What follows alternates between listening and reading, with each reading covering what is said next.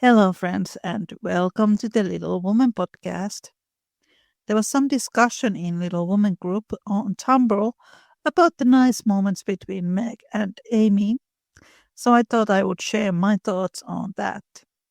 I believe that all the sisters were close to one another.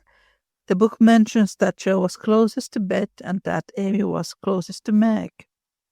This dynamic makes sense because Amy and Jo are both quite temperamental, while they have sisters like Meg and Beth who can balance them with their calmer presence. Additionally, Amy and Meg embody more traditional feminine qualities, whereas Jo and Beth have some feminine traits, but also tend to be more unconventional. Here are some beautiful Meg and Amy moments. These were collected by Theater Art Blog. Quote, I know I shall be stout, but you won't keep still long enough to get much flesh on your bones, dear. And Amy will always keep her lovely figure. She looks about 18 tonight, in her white gown and roses, answered Meg, busily pinning up one sister's torn frills, while her eyes fondly followed the other's graceful movements, for Meg still adored Amy in the old fashion. End quote. And also, quote, hadn't the heart to be jealous or dismal. Amy was very much impressed by John's devotion and Meg's dignity. You can't say nothing pleasant ever happens now, can you, Meg? Said Amy, trying to decide how she would group the lovers in the sketch she was planning to make. No, I'm sure I can't. How much has happened since I said that? It seems a year ago, answered Meg, who was in a blissful dream, lifted far above such commentings as bread and butter. And, quote, you do look just like our own dear Meg, only so very sweet and lovely that I should hug you if it wouldn't crumble your dress, cried Amy, serving her with delight when all was done. And last one, quote, the minute she put her eyes upon Amy, Meg became conscious that her own dress hadn't a Parisian air, that young Mrs. Moffat would be entirely eclipsed by young Mrs. Lawrence, and that her ladyship was altogether the most elegant and graceful woman. End quote. There definitely is mutual admiration from both sides. Let me know which one of those scenes is your favorite. I really like them all. Some adaptations explore the relationship a bit more. In the 1994 version, when Jo is angry at Amy, Amy runs to Meg, and we see Meg comforting her and stroking her hair. In the 2017 miniseries, there's a scene where Amy curls Meg's hair. I think it's been a while since I watched that version, but I think there was something like that. As always, if you enjoy this podcast, feel free to join my newsletter at littlewomanpodcast.substack.com, and you will get notified when new episodes appear and my other Little Woman / Louisa May Alcott related projects. And now, Emily and I will wrap our thoughts about the chapter Vanity Fair. We ended up reflecting ourselves quite a bit with this chapter, but this chapter is very relatable and timeless. This is the Little Woman podcast. I'd rather see you as poor men's wives than queens on thrones without peace or content. Enjoy!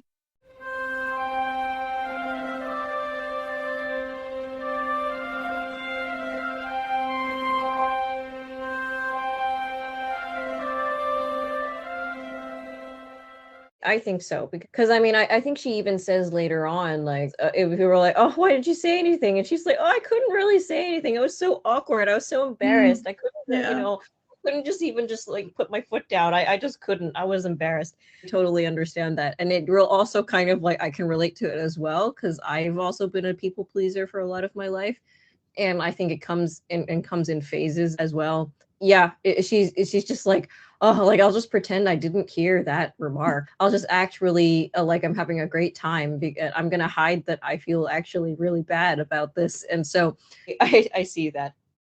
It's also really sad because a lot of the most friendliest people They're usually people pleasers. Oh, absolutely. And Absolutely. Meg is often described to be the nicest and the kindest of all the March sisters. There's Beth. There's Beth as well. I think with Beth, it's more about social anxiety, and I don't think Yeah. Meg has that so much, No. but more like difficulties to say no when there is peer pressure, which I think Mhm. is really relatable, especially if you are in modern days, you would be in high school or Yeah. that kind of environment where there is a lot of pressure to be part of the crowd. Mhm. I think for me, people pleasing comes in phases, right? Because sometimes I have times where I'm just like, yes, I will really, try and fit into this community. And other times I'm just like, oh, what's the point? I'm just gonna be myself. And then I think I went through a bit of a phase last year where I was just like, oh, I'm getting to an age where I really need to like start thinking about like a proper person to marry and the proper type of job and really trying to be a very specific kind of person.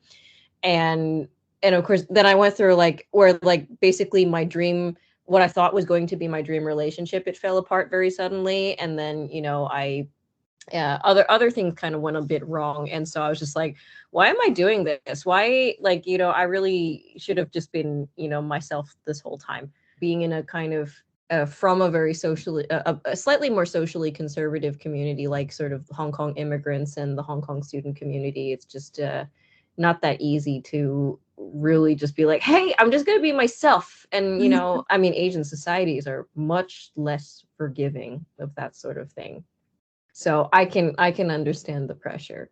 Meg Mm. slowly grows out of Yeah, she does. She does. saying yes and goes on saying no, which is really good for her Yeah, and it's really for her mental health and her family. Yeah, no, I think it is good. She doesn't necessarily stop struggling with like, wanting things, but I think, is able to kind of rationalize that alongside her other priorities. Laurie, I want you to do me a favor, will you? Said Meg, as he stood fanning her when her breath gave out, which it did very soon, though she would not own why. Won't I? Said Laurie with alacrity. Please don't tell them at home about my dress tonight. They won't understand the joke, and it will worry Mother. Then why did you do it? Said Laurie's eyes so plainly that Meg hastily added, I shall tell them myself all about it, and fess to Mother how silly I've been. But I'd rather do it myself, so you'll not tell, will you? I give you my word I won't. Only what shall I say when they ask me? Just say I looked pretty well and was having a good time. I'll say the first with all my heart, but how about the other? You don't look as if you were having a good time, are you? And Laurie looked at her with an expression which made her answer in a whisper. No, not just now. Don't think I'm horrid. I only wanted a little fun, but this sort doesn't pay, I find, and I'm getting tired of it. Here comes Ned Moffat. What does he want? Said Laurie, knitting his black brows, as if he did not regard his young host with the in the light of a pleasant addition to the party. He put his name down for 3 dances, and I suppose he's coming for them. What a bore, said Meg, assuming a languid air, which amused Laurie immensely. He did not speak to her again till supper time, when he saw her drinking champagne with Ned and his friend Fisher, who were behaving like a pair of fools, as Laurie said to himself, for he felt a brotherly sort of right to watch over the Marches and fight their battles whenever a defender was needed. You'll have a splitting headache tomorrow if you drink too much. If you drink much of that, I wouldn't, Meg. Your mother doesn't like it, he whispered, leaning over her chair as Ned turned to refill her glass and Fisher stooped to pick up her fan. I'm not Meg tonight. I'm a doll who does all sorts of crazy things. Tomorrow I shall put away my fuss and feathers and be desperately good again, she answered with an affected little laugh. Wish tomorrow was here then, muttered Laurie, walking off, ill-pleased at the change he saw in her. Meg danced and flirted, chattered and giggled, as the other girls did. After supper she undertook the German and blundered through it, nearly upsetting her partner with her long skirt and romping in a way that scandalized Laurie, who looked on and meditated a lecture, but he got no chance to deliver it, for Meg kept away from him till he came to say good night. Remember, she said, trying to smile, for the splitting headache had already begun. Silence à la mort, replied Laurie, with a melodramatic flourish, as he went away.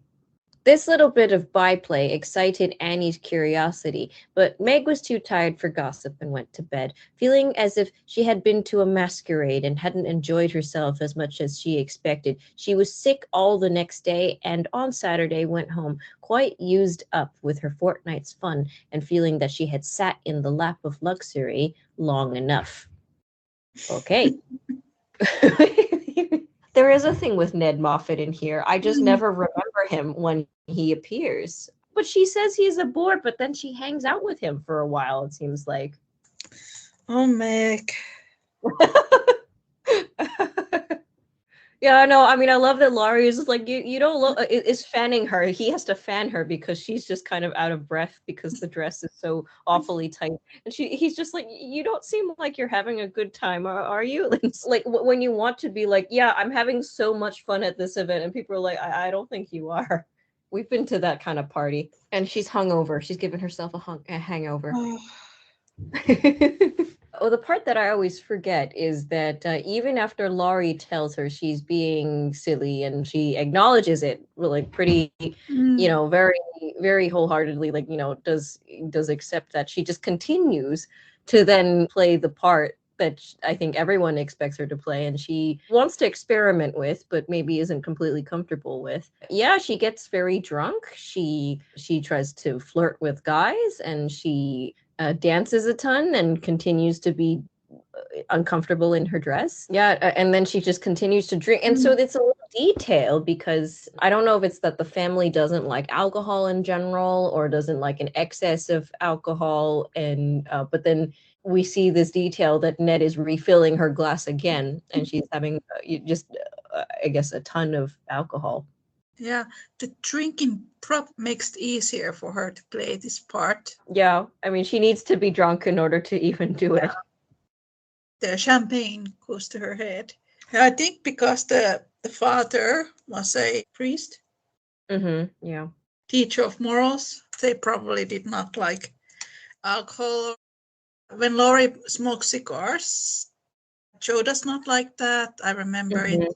Yeah, And yeah. when Laurie plays billiards, the March family does not really like that. In Little Woman sequels, Friedrich stops smoking. He says that he Okay. does that because he needs to be a role model, but I always thought it's because Joe does not like him smoking.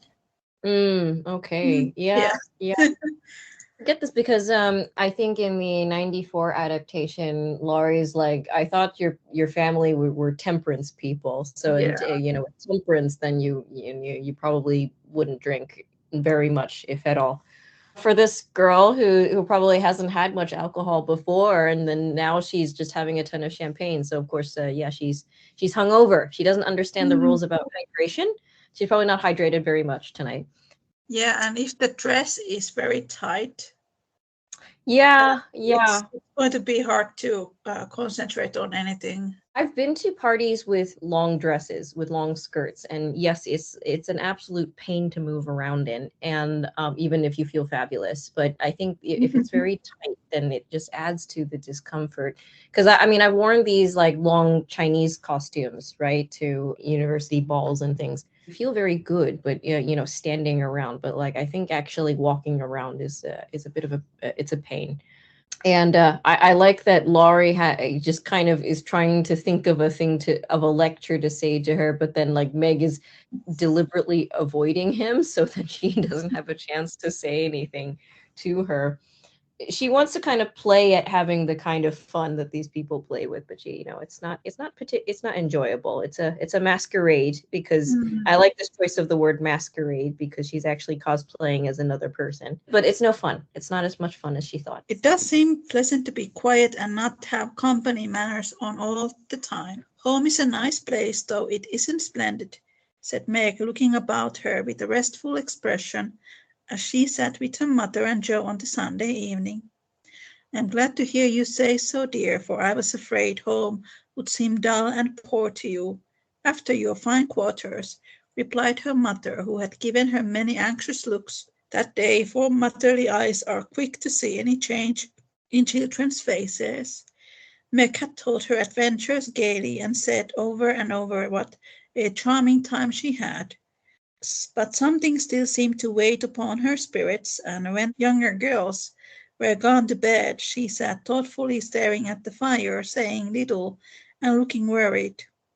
As the clock struck 9 and Joe proposed bed, Meg suddenly left her chair and taking Bet's stool, leaned her elbows on her mother's knee, saying bravely, "Marmee, I want to fess." "I thought so. What is it, dear?" "Shall I go away?" asked Joe discreetly. "Of course not. Don't I always tell you everything? I was ashamed to speak of it before the children, but I want you to know all the dreadful things I did at the Moffats." "We are prepared," said Mrs. March, smiling, but looking a little anxious. "I told you they rigged me up, but I didn't tell you that they powdered and squeezed and frizzled and made me look like a fashion plate. Laurie thought I wasn't proper. I know he did, though he didn't say so, and one man called me a doll.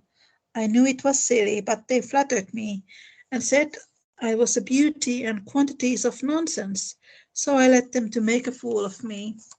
"Is that all?" asked Joe as Miss March looked silently at the downcast face of her pretty daughter, and could not find it in her heart to blame her little follies. "No, I drank champagne and rumbled, and tried to flirt, and was altogether abominable," said Meg self-reproachfully. "There is something more, I think," and Mrs. March smoothed the soft cheek, which suddenly grew rosy, and Meg answered slowly, "Yes, it is very silly, but I want to tell it, because I hate to have people say and think such things about us and Laurie." Then she told the various bits of gossip she had heard at the Moffats, and as she spoke, Joe saw her mother fold her lips tightly, as if ill pleased that such ideas should be put into Meg's innocent mind. "Well, if that isn't the greatest rubbish I ever heard of!" cried Joe indignantly. "Why didn't you pop out and tell them so on the spot?" "I couldn't. It was so embarrassing for me. I couldn't help hearing at first, and then I was so angry and ashamed I didn't remember that I ought to go away. Just wait till I see Annie Moffat, and I'll show you how to settle such ridiculous stuff. The idea of having plans and being kind to Laurie because he's rich and may marry us by and by. Won't he shout when I tell him what those silly things say about us poor children?" And Joe laughed as if on second thoughts the thing struck her as a good joke. "If you tell Laurie, I'll never forgive you. She mustn't, must she, Mutter?" said Meg, looking distressed. "No, never repeat that foolish gossip, and forget it as soon as you can," said Miss March gravely. "I was very unwise to let you go among people of whom I know so little.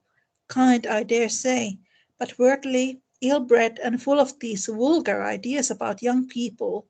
I am more sorry than I can express for the mischief this visit may have done you, Meg." "Don't be sorry. I won't let it hurt me. I'll forget all the bad and remember only the good, for I did enjoy a great deal, and thank you very much for letting me go.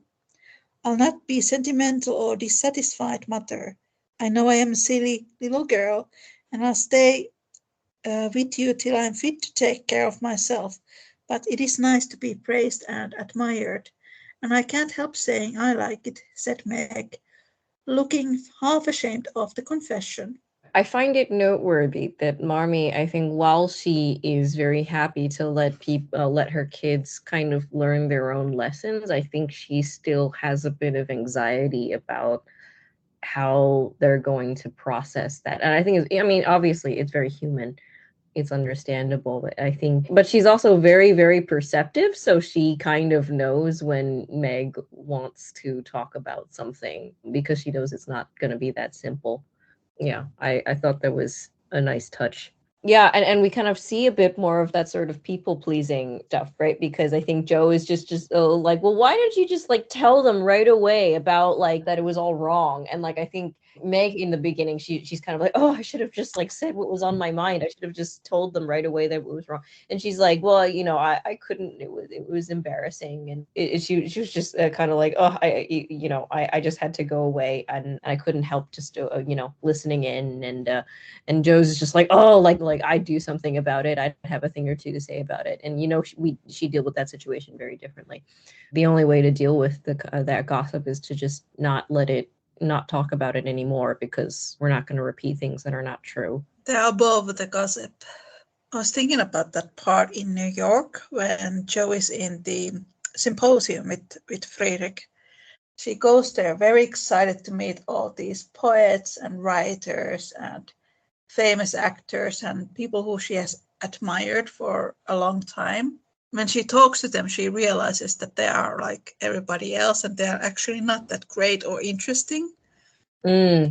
And I always thought that was a fun scene and sort of nice for Joe's growth to see that maybe she has been admiring sort of wrong things, wrong ideas. In a way, it's parallel to Meg in this chapter.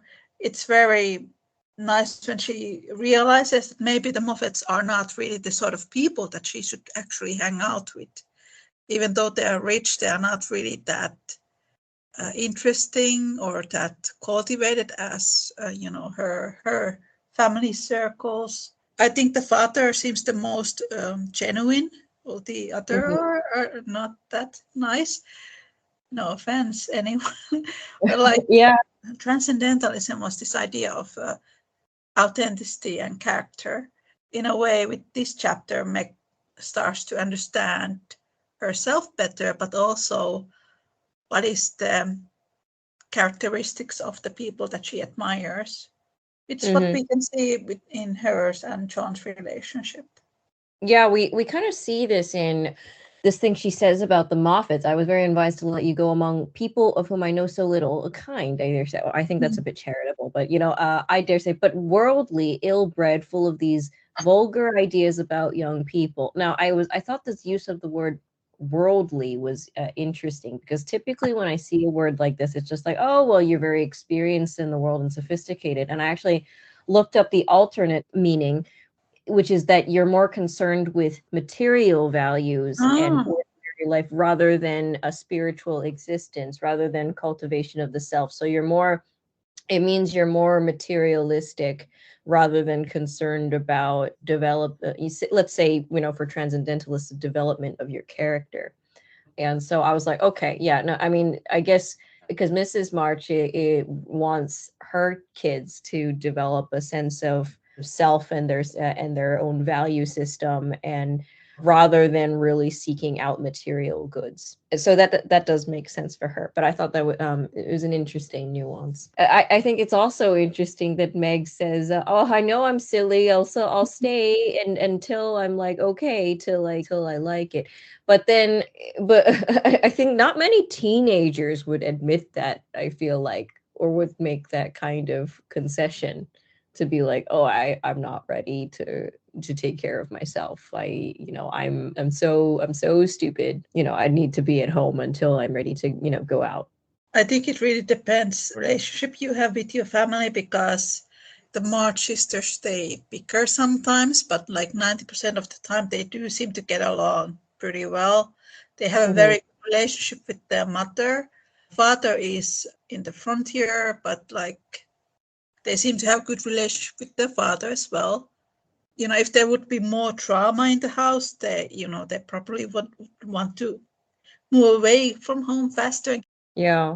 No, I mean, I think that moment of vulnerability is very nice. Their father is very supportive, but in a way that a father is supportive, because I think the interaction I remember best is when, he says to Joe at some point, like, oh, well, these stories aren't really you. Is this stuff that you really want to be writing? Is actually the best and most supportive advice that you can get at that point. But it's also one of the most tough love moments from Mm. either parent. I think both Marmee and their dad, they have to kind of lecture Joe a little bit.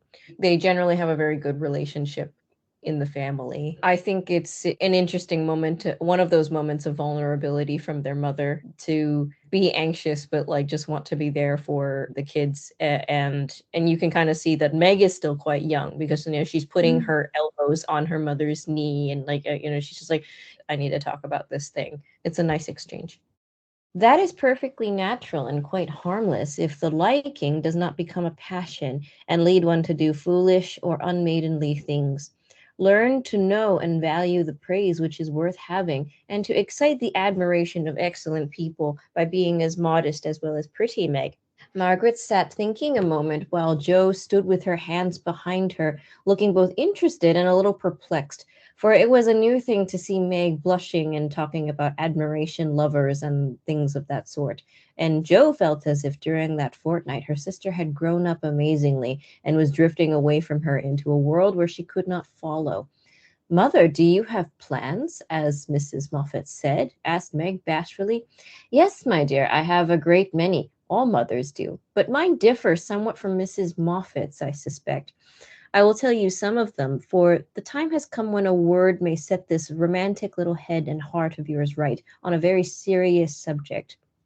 You are young, Meg, but not too young to understand me, and mother's lips are the fittest to speak of such things to girls like you. Jo, your turn will come in time, perhaps, so listen to my plans and help me carry them out if they are good. Jo went and sat on one arm of the chair, looking as if she thought they were about to join in some very solemn affair. Holding a hand of each and watching the two young faces wistfully, Mrs. March said in her serious yet cheery way, I want my daughters to be beautiful, accomplished, and good, to be admired, loved, and respected, to have a happy youth, to be well and wisely married, and to lead useful and pleasant lives, with as little care and sorrow to try them as God sees fit to send. To be loved and chosen by a good man is the best and sweetest thing which can happen to a woman, and I sincerely hope my girls may know this beautiful experience.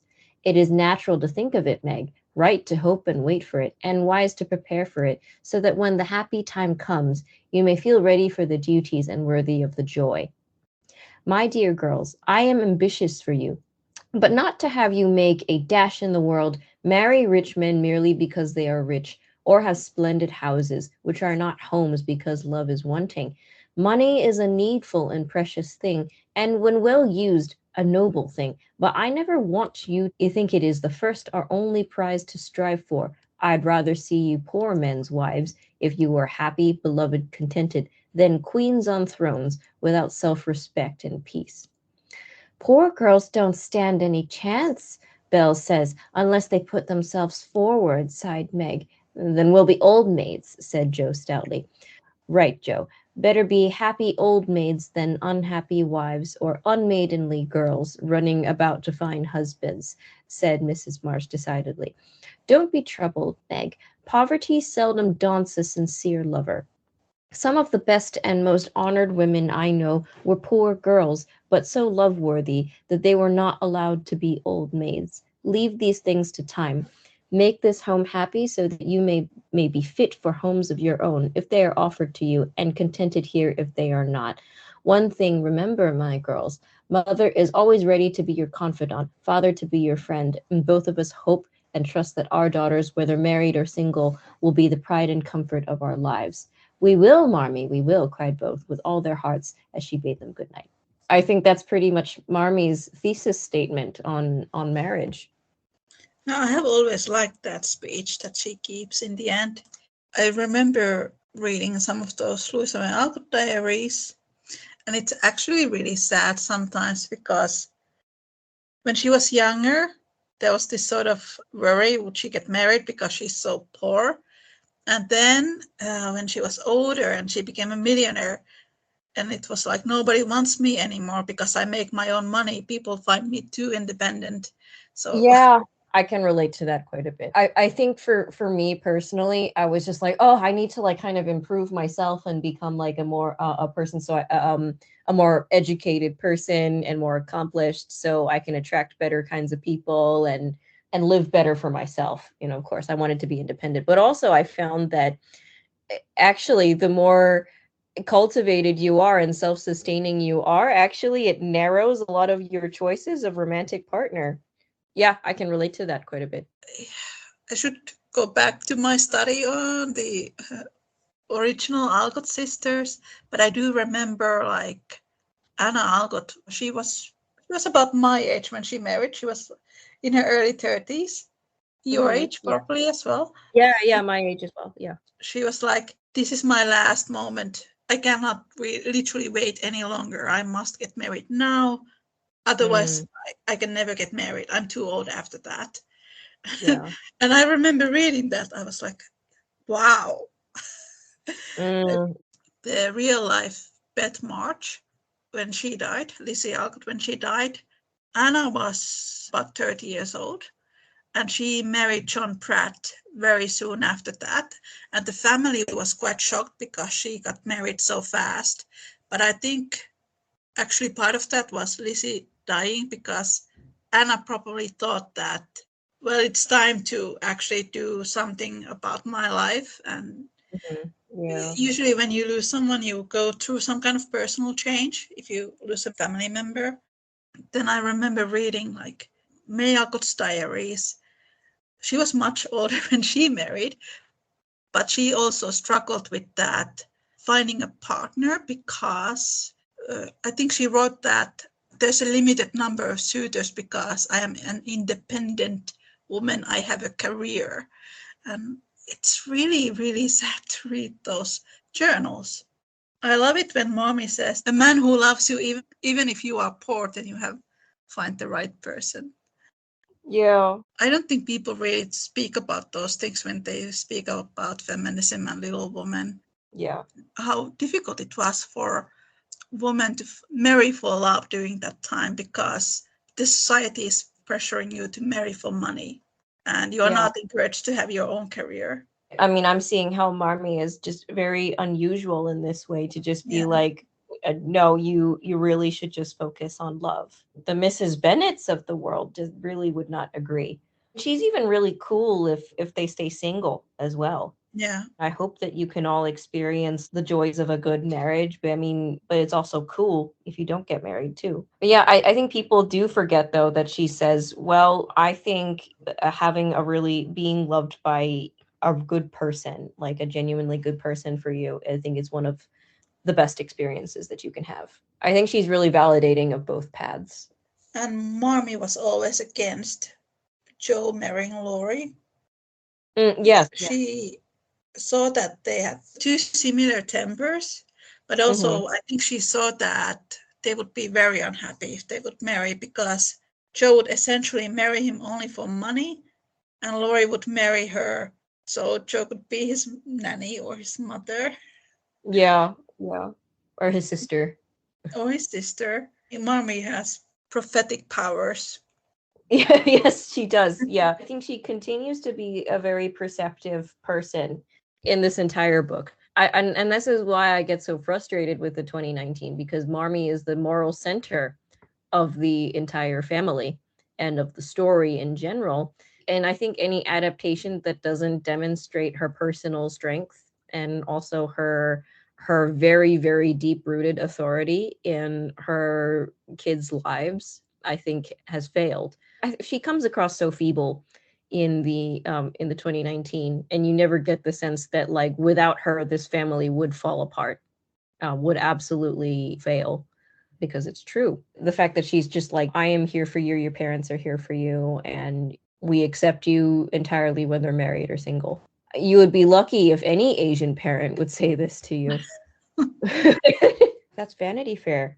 That's Vanity Fair. There's one thing that I was thinking about. I think it's funny how Joe gets mad when there is this rumor about Meg and Laurie. Yeah. It's kind of interesting because Joe does wish that Laurie and Meg would get married. Yes, she does. She does Yes. at some. Not because of money, but because she genuinely wants Laurie to be her brother.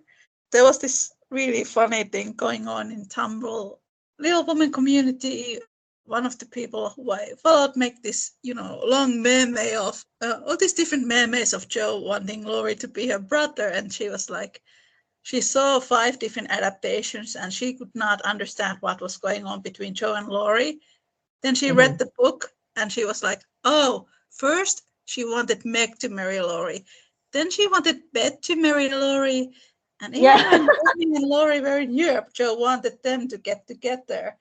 And then she was like, why everyone wants Joe and Laurie to be a couple? Why Yes. it says in the book that Joe wants Laurie to be a brother and she's pushing him Yeah. to her sisters. And I thought that was so funny. Yeah. And She always is shipping Laurie with other people and not herself. yes, because she wants him to be her brother. And Yeah. I thought that was so funny.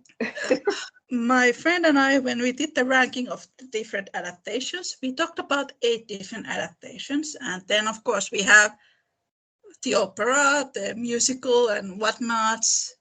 I think there are like 50 different adaptations of Little Women. There's Yeah. not a single adaptation where Joe wants Laurie to marry all her sisters. Yeah. I do Yeah. blame People forget Hollywood about for this false narration. that. She really does not like this gossip that there is in the town. She doesn't have anything against McMurray and Laurie, but the idea that her family could go so low that they would want the girls to marry for money, that's horrible for Joe. Yeah. It's more about the motives of a possible marriage that are quite Yes. repellent. It's an interesting foreshadowing of future tensions, though, in this chapter, because I mean, Joe is realizing that. I think it's the first hint to Joe that things are going to change. Her sister is starting to grow up, go out of this sphere. It's something that she's not quite comfortable with. And of course, with Meg and Marmee telling her, like, if a person who likes you in spite of your poverty, I think, is a sincere lover. And of course, we can foreshadow her relationship with John in that. But also, with Joe kind of being very resistant to rest of her siblings going out of the nest is something that she does not love. But she's very young, in all fairness. I also like that in the beginning of this chapter they mention go abroad trunk. Oh yeah. Go abroad It's trunk. also like a foreshadowing for Amy at least. Go Yeah, abroad trunk. it's a very nice chapter, and I think it's a turning point for a lot of them in a way that the other chapters aren't quite. Like, I think this is definitely okay. They're actually starting to grow up and have to come into awareness of that. I think we talked earlier, previous episodes, that Jo is sort of a late bloomer. Yeah. She feels like, oh, Margaret is growing up and it's really hard to leave childhood behind. But I Yeah. don't think Jo is that against it, like some people try to portray her to be. In the book, there is lots of descriptions of Jo growing up as well. And I think in the beginning of the part 2, it's mentioned how Jo, she became more comfortable with herself or something like that. Yeah. It's like a natural progression of person growing to a good direction. They start to appreciate themselves a bit more. And I think Jo does a lot of growing up herself. She's not a Peter Pan character. She No, doesn't. It's not like she resists necessarily growing up, but I think she has always wanted a comfortable, a tight family unit that she could always go back to. which we can really see in the sequels because she essentially creates a similar type of community in her school that she had with her family. What Jo values is that she has a safe relationship and Yeah. then she has these people that she can trust and also people who inspire her to write and stuff like that, which I like. Yeah. And sort of a lot of common feminist narratives now, there's a view like, oh, well, you should be happy on your own. You should be happy by yourself before you can be with anybody.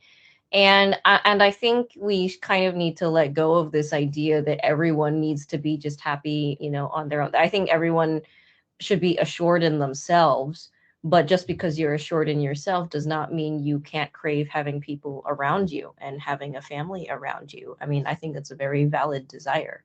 I think you can really see that in the chapter All Alone, because Jo goes through that identity crisis. I don't think she ever really wanted to be alone. No. Maybe I end up being a spinster. Then she thinks, oh, I'm just going to hang out with John and Meg then. And Yeah. and Yeah. she doesn't even think that it's a really nice possibility of living like that. Well, no Yeah. one wants to third wheel their sister. Like, I mean, yeah, no, I mean, no, she's always wanted a family, and it is very valid. She has their sense of identity. You know, she's comfortable in herself. I can understand nonetheless not wanting to be alone a lot. And she does eventually have this understanding that Meg and John have their own family unit that is autonomous. And, you know, I think she does want that for herself. Yeah, that's always been consistent. I don't know why people think of her as being this like person who is just always should be independent and should be happy on her own. Yeah, because especially with chapter Surprises and All Alone, she's not very happy when she's alone. She's No. miserable. Yeah. And, there's even a moment when she says to Mommy that she's very lonely and it feels like she's missing out on life, which like really should tell to people that maybe she's not very happy. Yeah. Be like this spectacle of, you know, what's happening around her with her sisters getting married and having babies.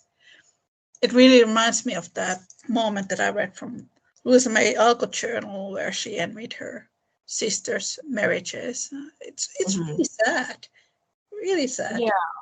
It is really tragic. And but the thing is, I think in 2019, they have that scene where she says she's very lonely, right? She just says Mm. she's like, but I'm so lonely.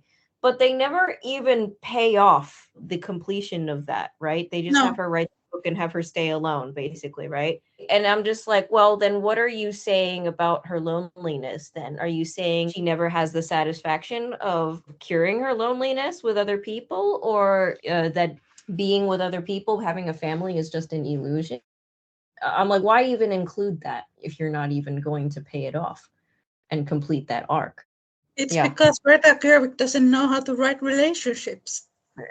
Yeah. He's never written a properly good and fulfilling relationship very well in any of her films. I feel like she finishes off Meg and John and their story just very abruptly. They never have to work through anything. It's just like, it's all good. It's fine. Even Amy and Laurie, their relationship is not earned at all. Laurie doesn't do that work for her. Only Amy works for him. He doesn't do anything Yeah, for her. it's totally the opposite of what happens in the Mm. book. He puts in the effort to be good for her. Yeah, he's the one who has to come around. Did you Yeah. listen to our roast about it? Oh yes, I did. I did. Yeah, yeah. Yeah, no, it was good. It's a good video. Yeah. What you something that came up in the story was the thing about her feet and putting her feet in plaster. I think it was something that I had forgotten about, but I appreciated that you brought it up again. Wasn't it like in the 2019 where they had basically tried to frame all of her actions as being about pleasing Laurie, which is Yes. something I disagree with so bad. That framing of her actions is just, it does her so dirty, because she was never about like, oh, I just have to please Laurie. I've always been in love with him. I have to like do all of these things for him. I have never seen her do that in the book. I don't know how this idea came about. The thing that you brought up in the video, I'm just like, yeah, no, this is actually not good. I mean, it's really good that she has a stronger personality, but I think that it does her such discredit to be like, oh, well, all of these artsy things she did, it was because she wanted to show off to Laurie. It's really toxic. Yeah, I don't think the film actually likes Amy that much. Yeah, the more I think about it, it doesn't really frame her in a good way. Even though they try to say that, oh, it's the best Amy ever.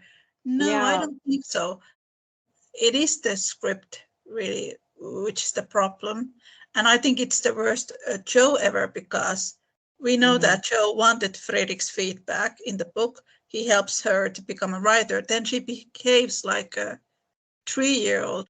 I hated that. Yeah, there isn't any kind of growth from Amy or Jo as individuals. don't. I have no idea what's going on with that film. I do feel like Gerwig has not read Little Woman because there are these basic plot lines in the book that she seems to be completely unaware of. She doesn't seem to know anything about it, and it's so weird to me. Yeah, no, I mean, I can see how you're like, oh, well, I saw this, but it wouldn't work for my script in this way. I thought it made a better sense in this way. But like, I feel like her takeaway from the story, I actually read the book and I'm really, yeah, I'm genuinely confused because this is literally not what happened. But somehow she's convinced other people of things that did not happen in the book, which really It's blows sick. my mind. It's really sick. Yeah. Yeah. I think I reviewed this film recently on Letterboxd, and I'm just like, I don't think Greta Gerwig read Little Women. I don't think she even likes Little Women. I don't know how you could create an adaptation like that except without absolute dislike for your source material. Yeah. It seems like she doesn't like relationships either based on her movies. So Yeah, no. No. Yeah, she just kind of cannot allow her characters to have a good and wholesome love. Even between like sisters, they can't have a proper healthy relationship. I feel like that's not there. And I find that she's trying to make Joe really strong, but she's just made Joe just the most obnoxious person. She tramples on the desires of her sister, of Meg, and she and Amy are in competition with each other, which is not true, and not true of the book when you actually read the book. Like, how would you make these changes unless you just genuinely didn't like all of these fundamental characteristics of the work? I don't get it.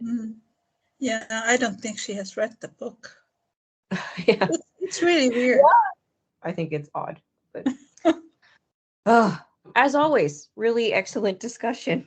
Yes, absolutely. 1994 film does Vanity Fair chapter really well. It gives all the sisters an actual character arc. Even the Yeah. weird 70s versions are better because they actually have a good Amy and Laurie relationships in them. Yes. Have I seen them? I'm not sure. 78 series is on YouTube. That one is a little bit better than the 70 series. Okay. Yeah. I mean, at least I like that 94 gate they included this scene so that Meg and Laurie could have an interaction, because then you can actually see that there's this genuine sense of friendship, and actually understands a lot of these Meg's motives a lot better, and yeah, it's just a good character work, and I think having her actually interact with other rich people in that situation is I think it's good. The fact that they just like took this entire chapter and they did it so efficiently, really excellent. And it's good because this is a good chapter. It is a really good chapter. It was great to have you here. I'll have a nice rest of the night, and you too. Yes. That was the most excellent discussion between Emily and myself. Thank you so much for listening. I will see you next time. Take care and make good choices. Bye.